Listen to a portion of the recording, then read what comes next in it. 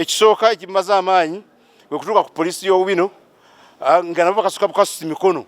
tya ensonga ya hamu saagala giyingiramu bajja kulooza ngiyingiddemu owa poliisi yennyini ateekwa otuwerekera n'okutuwa security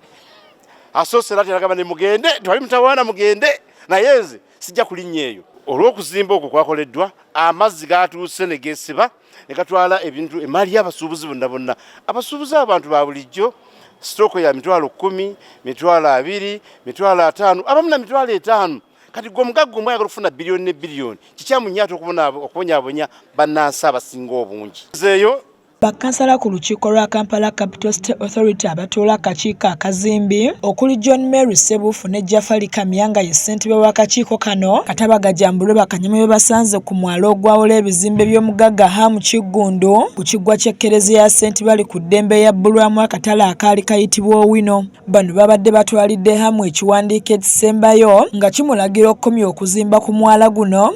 kati kyekiviirako amazzi okwanjalira buli wamu buli nkuba lw'etonnya. Banganze chairperson yakulira ebyokuzimba isa plan mu Kampala era mbadde nzikidde ku ground n'akakiiko kange twabenga tusavinga amu naye amazima mu mbeera neegeze maaso tulemereddwa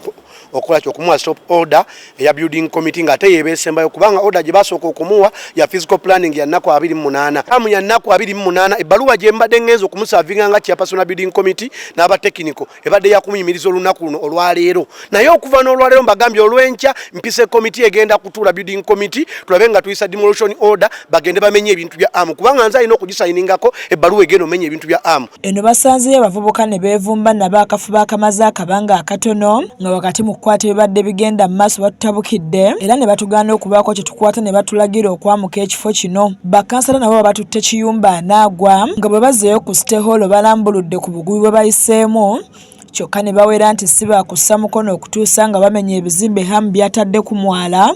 mu bumenyi bw'amateeka. Kanya na muntu yenna azimba ku Nakivubo kyano.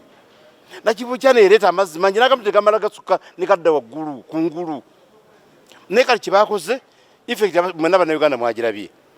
nti olw'okuzimba okwo kwakoleddwa amazzi gatuuse ne geesiba ne gatwala ebintu emaali y'abasuubuzi bonna bonna abasuubuzi abantu ba bulijjo sitooko ya mitwalo 10 mitwalo 2 mitwalo 5 abamu na mitwalo 5 kati gwe omugagga omwe ayagala okufuna biliyoni ne biliyoni kikyamunyaata okubonyaabonya bannansi abasinga obungi eyo ekisooka ekimaze amaanyi bwe kutuuka ku poliisi y'obubino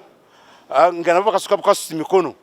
tya ensonga ya hamu saagala giyingiramu bajja kulooza ngiyingiddemu owa poliisi yennyini ateekwa otuwerekera n'okutuwa security asoose ate agamba ne mugende twali mutawaana mugende naye nze sijja kulinnya eyo Hamu ajja kulowooza meaning omuntu omu atandise okutiisa institutions ez'eggwanga nekiddeyo gavumenti eya wakati kyebikola. Ne Lord Mayor Erias Lukwago ensonga agiyingiddemu n'ategeeza nti bo kye baagala Hamu amenyewo ebizimbe byonna byazimba ku mwala mu bukyamu kuba si baakutunula butunuzi ng'omuntu wa wansi anyigirizibwa. Tetusuubira kintu kirala kyonna ekigenda okuva mu meeting awo nga kyakwogera luddikya kyakutema mpenda za kuteeka mateeka mu nkola kumalawo enkola mwami Hamu gyataddewo wali ey'okutiisatiisa buli omu. So ffe kyetugambye acting ED kyetusuubira omwala gwaffe ogwo teri guzimbako. Ekkubo lya Kereziya erigenda ku kijjukizo lyazibye lirina okuggulibwawo mu bufunze ebyo bye yazimbyewo birina okumenyebwa. Tukyaguluba na nsonga y'amataba mu kibuga Kampala. Emyala gyonna egisinga gyonna gyajjula bwe giri clogged gyazibikira. Mirimu Kenneth yakusakidde eggulire lino ku lwa KSTV agaleero.